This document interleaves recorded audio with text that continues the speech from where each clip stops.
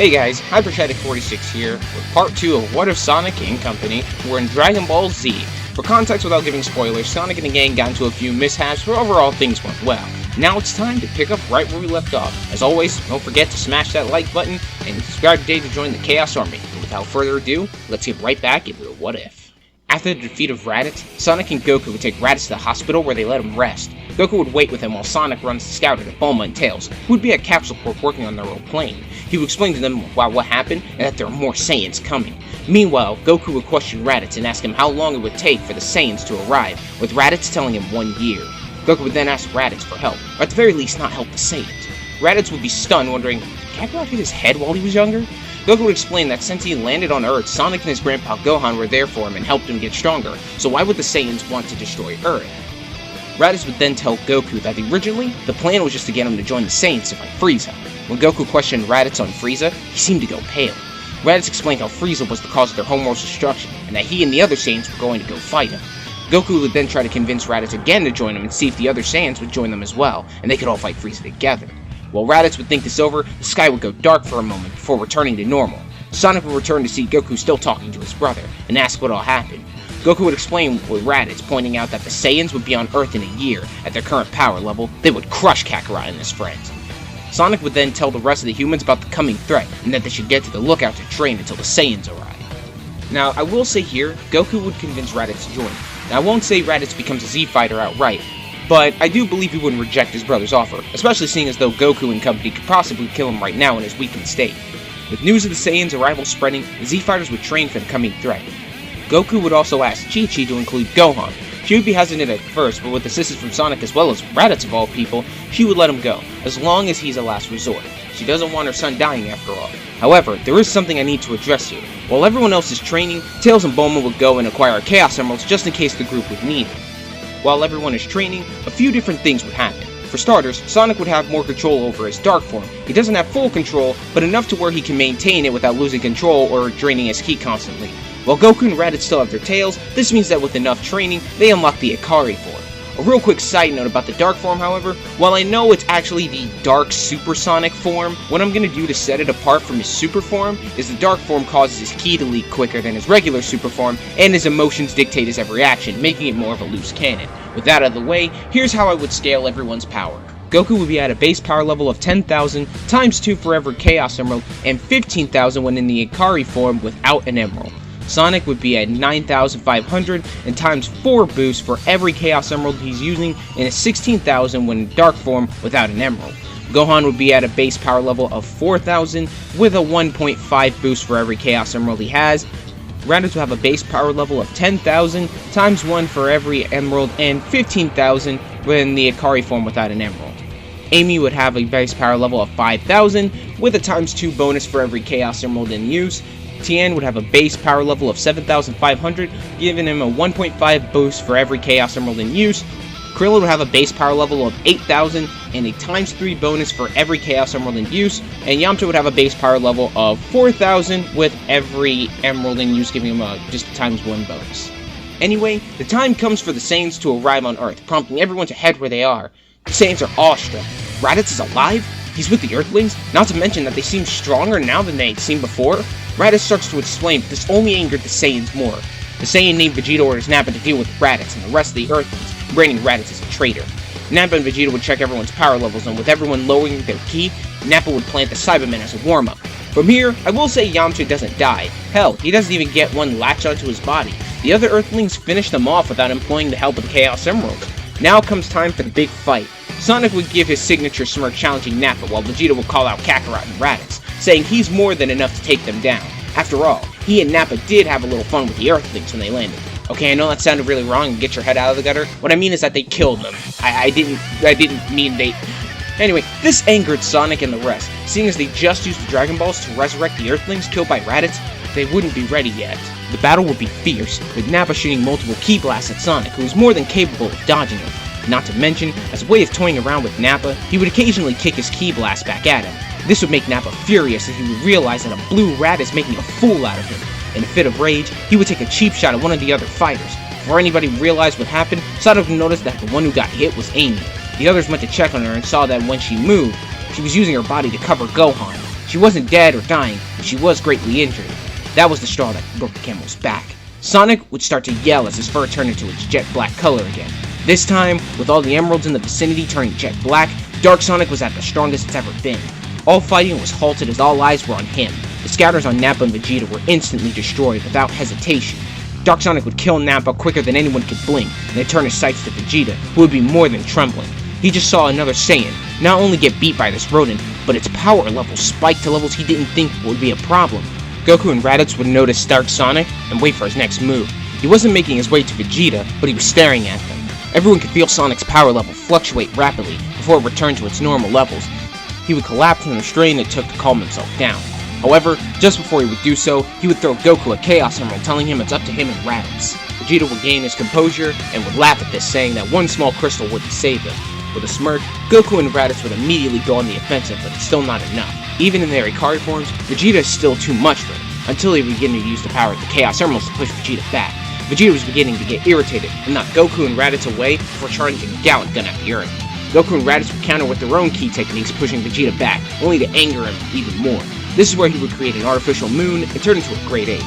Goku and Sonic would freeze, noticing this. Remember, neither of them knew that it was Goku who killed their grandpa Gohan. To them, this was the thing that took their grandpa away. Goku would start to change. His hair would flare up and his eyes would lose their pupils, Sonic turning back into his Dark Sonic form. Raditz would watch as simultaneously, Goku and Sonic would let out a roar of anger before rushing at Vegeta. Raditz would turn into a Great Ape and assist the two rage-filled beings. Vegeta just couldn't handle all three of them at once. With their efforts, Raditz managed to keep most of Vegeta's attention, long enough for Sonic to yank on his tail and pick him up high into the air. With quick thinking from Goku, he managed to throw a Kienzan, slicing the tail in half, forcing Vegeta to revert back to normal. But as an added safety measure, Goku would fire a Kamehameha to destroy the fake moon, which would revert Raditz back to normal. After the fight, Sonic and Goku would collapse from the rage-fueled onslaught, prompting Vegeta to escape. Everyone would rest up and heal before getting a message from Kami, telling him to come to the lookout. Once everybody arrived, he would tell them that since the Dragon Balls wouldn't be ready to revive everyone killed by the Saiyans, their best bet is to head to planet Namek and use the Namekian Dragon Balls. The only issue is that they don't have a way of traveling to Namek. However, Kami offered up his own ship to be reverse engineered. With Bulma and Tails working on the ship, the rest of the group trained, though Raditz would talk about gravity training, so that would still be put into play here. Goku and Sonic would also beg Chi-Chi to let Gohan train with them and go with him to Namek. First, she would decline, until Sonic added that it would allow him to study alien life, as well as any alien plants that they'd come along the way. Not to mention, if things go wrong, they can handle it like they did with the Saiyans. With this in mind, Chi-Chi would accept, but only if Amy went along with them as well, seeing how Amy protected Gohan before, which the boys would accept. Meanwhile, in space, on Frieza's spaceship, Vegeta would emerge, badly beaten. Frieza at first would be concerned, but then disregarded, knowing that whatever beat Vegeta wouldn't stand a chance against him. While Vegeta heals up in a healing pod, Frieza would discuss things with a certain space alien about unleashing their project soon, to which Frieza agrees. Once Frieza had gotten word about the Dragon Balls and how they came to be, he would set his sights on the Namekian planet to get their wish, without being detected. Then they would head to Earth to see about these Chaos Emeralds.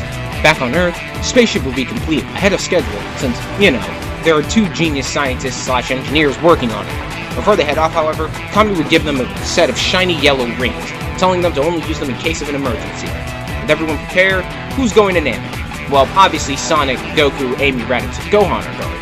I'm going to add Tails and Bulma, then Tien and Krillin. Sorry, Yamcha, not this time. The group decides to take the Chaos Emeralds with them, and that way they can learn to further become adept with the Emeralds.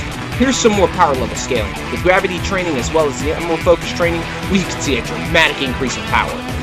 Goku would have a base power level of 150,000 and get a ×3 increase for every Chaos Emerald, and a base power of 200,000 when in the Ikari form without the use of an Emerald. Sonic would have a base power level of 160,000 and get a ×5 increase for every Emerald, and have a base power of 220,000 when in his Dark form without an Emerald. Gohan would have a base power level of 50,000 and get a 2.5 increase for every Chaos Emerald. Raditz would have a base power level of 155,000 and get a ×2 increase for every Emerald, and have a base power of 210,000 when in the Ikari form without an Emerald. Amy would have a base power level of 100,000 and get ×3 increase for every Chaos Emerald. Tien would have a base power level of 130,500 and get a ×2 increase for every Chaos Emerald. And lastly, Krillin would have a base power level of 135,000 and get a 3.5 increase for every Chaos Emerald in use. While everyone is training with the Emeralds, Sonic is still shaken up about losing control of his Dark form. Raditz would reassure him about control, relating to him how long it took for him to gain a level of control of his great ape form.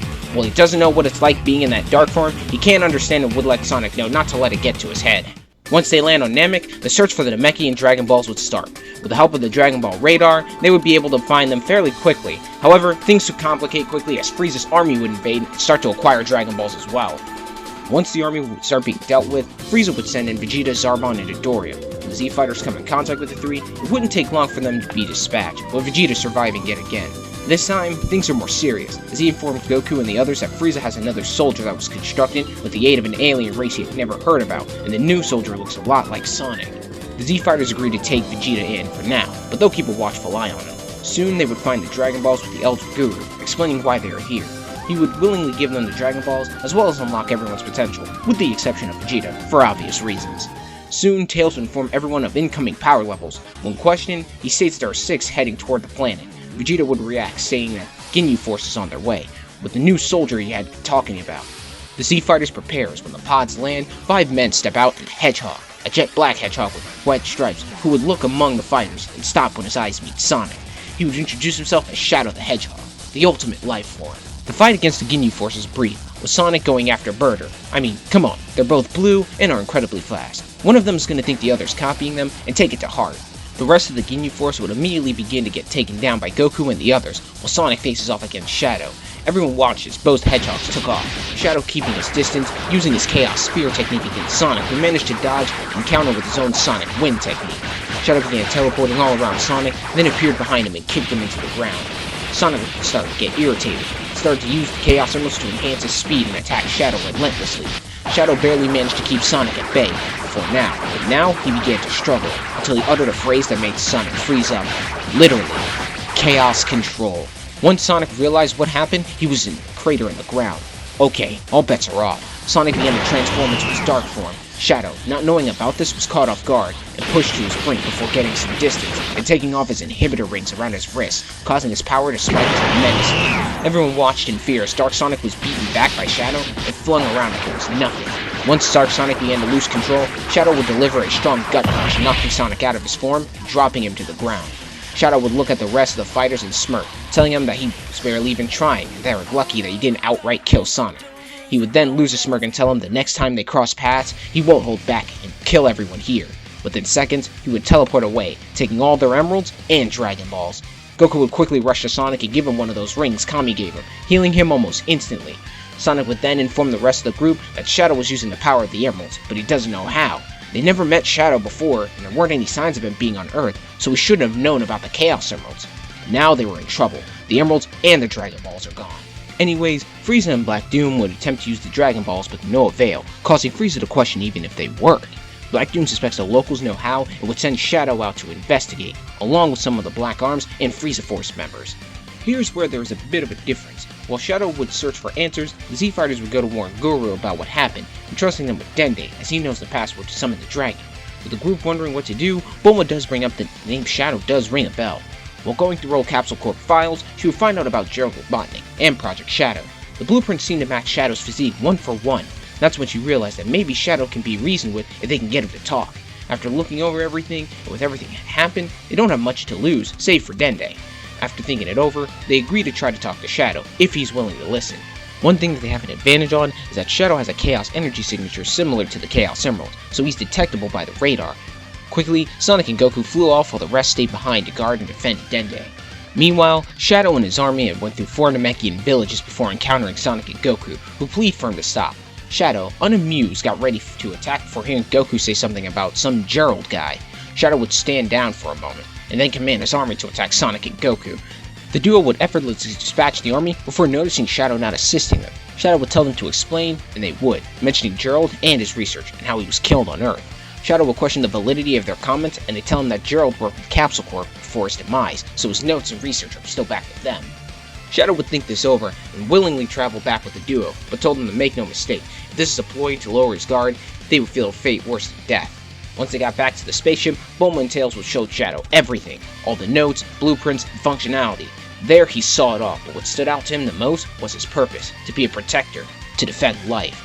that struck a chord with him the most. Here, this whole time, he worked with Frieza Force and assisted with conquering planets and destroying civilizations. He had betrayed his creator's wishes without knowing it. In a fit of rage, Shadow teleported away back to Frieza's spaceship. There, he began to destroy as much as he could before encountering Black Doom himself. Back at the spaceship, the Z-Fighters raced to find Shadow before he did something stupid or worse. On the Dragon radar, they could see his Chaos signature, saw it spike before immediately start dropping. Goku could sense a key signature spike for a moment, then calmly lower back down to normal. Once they arrived at Frieza's spaceship, they saw Shadow laying on the ground, barely alive, with Frieza standing over him. Frieza pointed a finger at Shadow, but his arm was knocked off target by a key shot by Vegeta. Sonic would quickly get Shadow out of the way, while Goku would immediately fry at Frieza to keep his focus on him, immediately going into his Akari form. While Sonic carries Shadow away, Shadow tells Sonic to take him to the Emeralds and Dragon Ball so he can get them away from Frieza. Sonic would hesitate for a moment, then agree, making sure to lower and hide his energy, allowing them to hurry inside the ship undetected. Sonic would also give Shadow a ring to help heal him up. With the pair at the Emeralds and Dragon Balls, Shadow would use Chaos Control to get them back to the spaceship. Once they're there, Dende would summon the dragon, and use the first wish to gather the Dragon Balls on Earth to the lookout. Shadow does have one wish, and he asks Dende to revive Gerald Robotnik and have him on Earth, which Dende does so. Back at the fight, Goku had noticed the sky growing dark, so did Frieza, realizing that the wishes were being made. Once he realized, he told Vegeta and Raditz to no longer hold back. This is their chance to take down Frieza. After Frieza realized what was happening, he furiously knocked the three Saiyans away and flew to where his scouter was picking up the energy with the trio following after him. Before the third wish could be made, Frieza arrived. Everyone looked in fear as Frieza charged up a powerful ki blast and aimed it at the ship. Quickly, Tails pulled out a blaster and shot it at Frieza to get his attention off of the ship. Furious, Frieza would slowly look at Tails and hold his arm out at him, raising the two-tailed fox high into the air. Sonic and Shadow would try to get close, but every time they did, Frieza would turn around and shoot him away with compressed air. Tails tried to scramble for help, but Frieza would close his fist, blowing Tails up from the inside out. Right as Goku, Raditz, and Vegeta arrived, they witnessed what happened. Frieza then looked amongst the groups and set his eyes on the child, then shot a death beam at him, with Amy pushing Gohan out of the way, getting hit herself. This time, she isn't so lucky. Shadow went to check on her, but she no longer had a pulse. Within Sonic and Goku, something snapped. Their friends were just killed in front of their faces, and they were seemingly powerless to stop it. While everyone else looked at Frieza, Shadow sensed something within the Emeralds as they started to glow that jet black. Sonic transformed into his dark form for a few seconds, but it flashed yellow. His quills began to flow a bit before he let out an emotion-filled cry as the sky darkened with a pillar of light filling it. Oh yeah, it's the moment we were waiting for. From the dark form erupted a new form, a golden yellow, the almighty Super Sonic. A similar display came from Goku as well. His hair flared into a golden yellow as his aura changed as well. Vegeta and Raditz couldn't believe what they were seeing. Legendary Super Saiyan. Not only that, Sonic can undergo the same or similar transformation. Frieza would scoff at this, nothing more than an angry monkey and a rat. He would teach them both a lesson. Frieza would go straight into his final form and begin to fight the two super enemies. Sonic would tell Dende not to resurrect Tails or Amy, but instead wish everyone on Namek back to Earth, except for him and Goku. While Dende tries to make the wish, Frieza would try to cheap shot him, but Goku and Sonic would latch onto his body and struggle with him long enough for the wish to be made. Now it was just those three. However, the super duo wouldn't give Frieza a second to breathe. Every time Frieza would try to focus on one, the other would catch him off guard. Chef Death Beam and Sonic, who only countered with a supersonic wind attack. After a little more fighting, Frieza would allow an angry yell and throw a giant death ball at the planet, which Goku and Sonic countered with a duo super Kamehameha. Unfortunately, it wouldn't be enough, as Frieza would go into his full power form, barely overpowering them, sending the ball into the planet. Goku and Sonic teleported out of the way, narrowly avoiding death. Frieza was even more furious than ever. Not only did he lose his chance at immortality, but now he's also been pushed, showing his full power. Sonic and Goku realize the clock is ticking. With the ball of energy getting closer to the planet's core, it wouldn't be long before the planet itself detonates. They both decide it's time to rush Frieza with everything they've got. While Frieza can maybe hold off one of them at full power, they stop playing games and are giving him a chance to recuperate. Before long, Frieza reverts back to his final form. Goku and Sonic finish off Frieza before scrambling to his spaceship and fumbling with the controls to get it to fly. While Goku messes with the controls, Sonic quickly collected the emeralds and got back to the ship just before it started to take off, narrowly escaping the exploding planet. This is where I'll leave off for now. Tell me what you guys think in the comments below. I'd love to hear your feedback. As always, don't forget to Chaos Control the like button, subscribe today and join the Chaos Army. Stay beautiful, stay frosty, and I love you all. Take care.